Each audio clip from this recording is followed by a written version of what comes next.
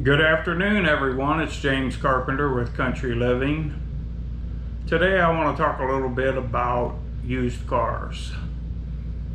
I've been in the automotive repair business now for about 35 years. I feel like I'm very knowledgeable when it comes to cars. I am what they call master certified. If you don't know what master certified means, it means that there's a series of tests that you take, and each test covers, like transmissions or engine performance and different things like that.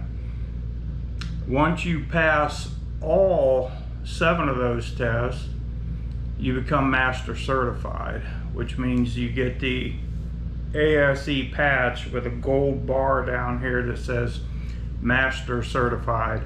I remember when I first started this repair shop, I was at a parts store or something, and I looked over and I seen that ASE master certified, and at that moment in time I said, I'll have that someday, and I made it a goal to get that. And I did it by taking classes at a community college for automotive repair, which was interesting in itself because I was, 35 years ago, I was probably in my mid-40s, which I thought was old back then. And I think my beard was already starting to get white. But I'm in there with all these young kids that really don't know much about cars, but I was there to enhance my ability to take those tests and to be able to give my customers what they deserve, somebody that knows what they're doing when they work on your car.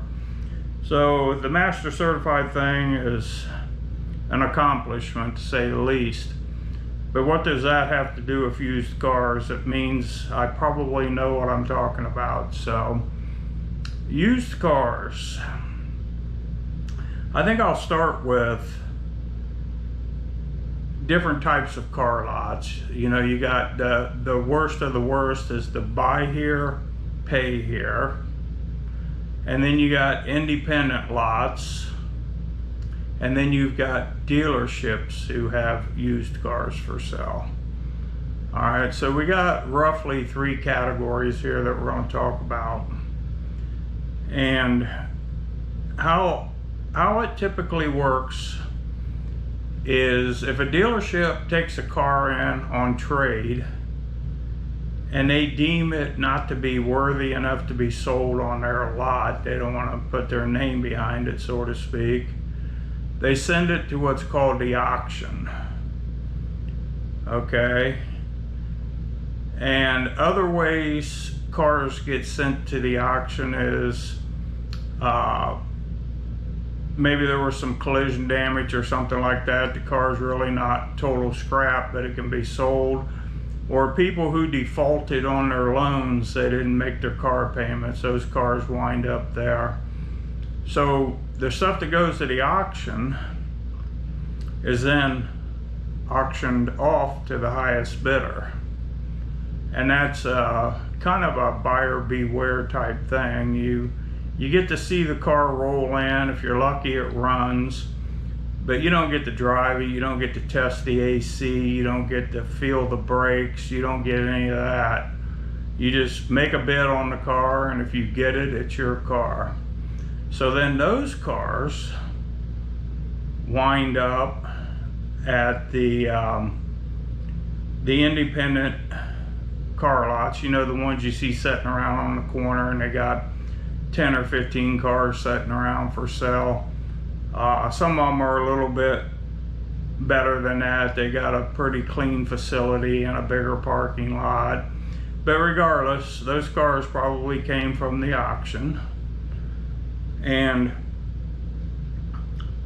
when the cars come from the auction, it's a buyer beware. So now you, as the public, you have the opportunity to go to a car lot and buy a car, to look on Facebook Marketplace or Craigslist or some social media site and see what people's got for sale.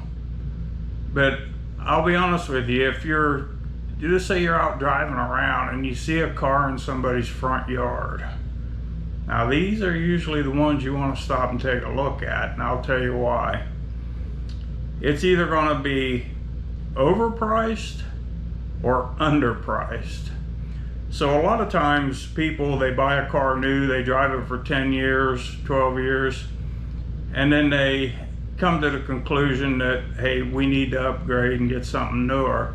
And they set that out in the yard. So if you stop at someone's house to look at a car, and if the price sounds like it's way out there, just walk away.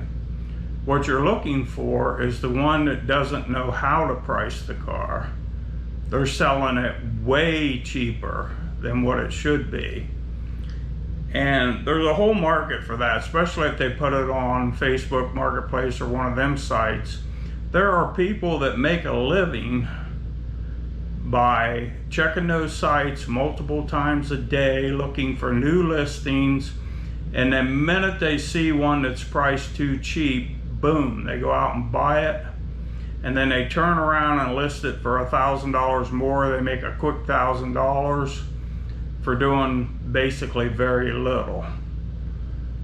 Now, the buy here, pay here lot. Again, this goes back to income. It seems to me like the lower your income, you have to buy a car from a buy here, pay here lot. Well, those are usually bottom of the line cars that are overpriced, and you got to make the payments or they end up shutting the car off and repossessing it. The buy here, pay here lots, they prey on the poor people. And this has nothing to do with cars, but another example is the check cashing places. You know, you go in, you write them a check, and then when you get the money and when you go to pay it back, then it's considerably more because they're loan sharks and they've put a lot of interest on that money. That's another way that poor people get the short end of the stick. And that's unfortunate. The only thing poor people may have going for them is they get that food card, and they might get housing assistance. And if they have children, they probably get some extra money every month for raising the children.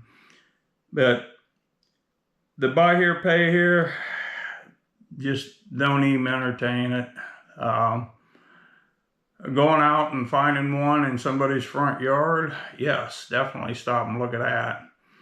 But the ones that come from the auction, they go to the car lots, and we're in the state of Ohio. In Ohio, if you buy a used vehicle, it's as is. So the minute you pay for that vehicle and sign that title over, if there's anything wrong with that car, it's now your problem. And we do pre-purchase inspections to help people out so they don't buy a lemon, so to speak. And the things we find are items that would have cost them a lot of money if they would have bought that car, and then boom, now they're the ones that need to replace the transmission and different things like that. You got to remember, when used cars are traded in, they're usually traded in because they've taken it to a mechanic, and the mechanic says, hey, it's going to be $4,000 to fix it. Whatever the problem might be, probably transmission, maybe some engine noise, timing change, you name it. So they go, oh no, I'm not putting $4,000 in that car. I'm going to trade it off. So even if you go to a dealership and it's a clean car and everything, but no one really knows that the timing chain's going out, or it's real close, or the transmission has some shift issues that weren't picked up on a test drive. Could be any number of things. So you gotta keep in mind, when you're buying a used car, you're playing Russian roulette. And having it inspected is definitely in your favor. And the reason I say that is because on the average, a customer will bring us 3 cars, and usually the third one's a good one. So what were the other 2? No, they weren't any good. And if they would have bought those, they'd have been stuck with them. Now, this happens far too frequently, but we get people will come in and they just bought a used car and they want us to look it over. Well, guess what? It's a little bit late to be looking it over now. You already own it. And usually we find some pretty major stuff needing to be done on that car. We've seen some that the exterior, the paint area, it looks good. Put that baby up on the lift and get underneath it, and the whole frame's rusted out. There's nothing you can do with that car. That car needs scrapped. And, when it comes to scrap, the insurance companies changed this several years back, and it affected the auto repair industry tremendously. It used to be the insurance companies would let these cars go to the junkyards at a very, very low price. Okay, well, for some reason, the insurance companies got the bright idea that we're not letting them go that cheap anymore.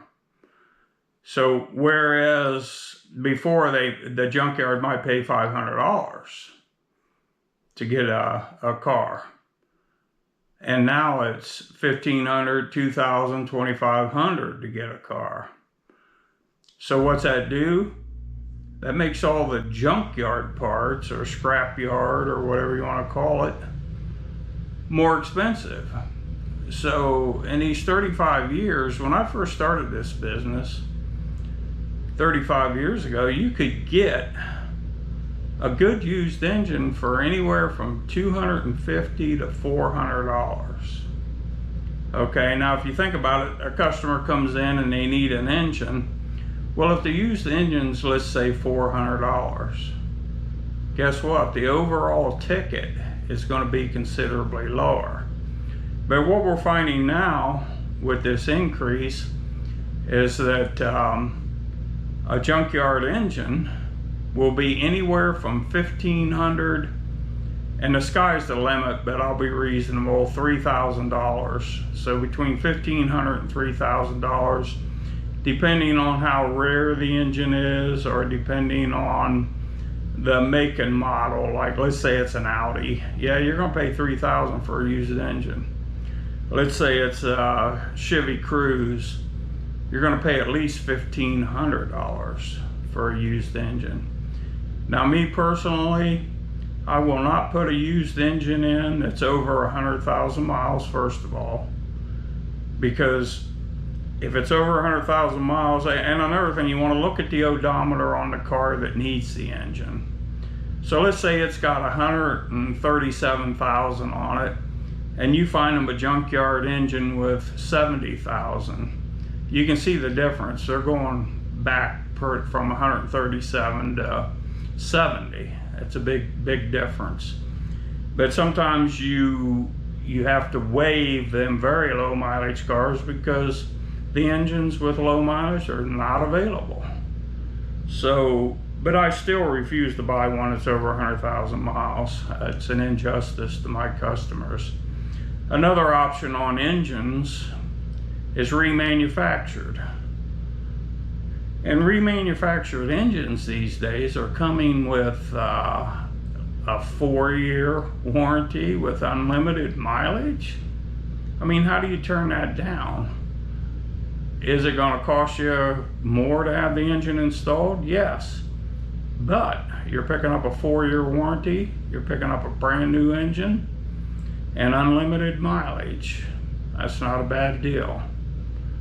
Okay, I hope that some of you out there want to pick my brain and leave some comments and ask me questions about this used car, or if you want to ask questions in general about automotive repair, I'll do my best to answer those. But you could call, you could text me or leave a message and say that you have this problem, or let's just say you only know what the code is. You went to AutoZone, they told you what the code is, And you're going to ask me, well, I got a PO420, what's that mean? Well, that's a very easy one. What that means is your catalytic converter needs changed. But you could give me a code that would lead to multiple possibilities. But instead of the repair side of it, pick my brain for running a business. My goodness, been doing it 35 years, got a 5-star shop. Why not? That's what YouTube's for. You want to know something? Put it in the comments. I'll do my best to answer it. I've been talking back and forth on the comment section on my video on PTSD. And this was another veteran that was filing the same type of claim. And we just got into a back and forth conversation about PTSD. But that's way off the content that we're talking about here today. Today we're talking about used cars, so give me some comments, ask me some questions, pick my brain. A lot of knowledge in this 70-year-old man's head that I am more than willing to share because I'm not taking it with me. All right, thank you. I appreciate you watching my videos, and you have a great evening.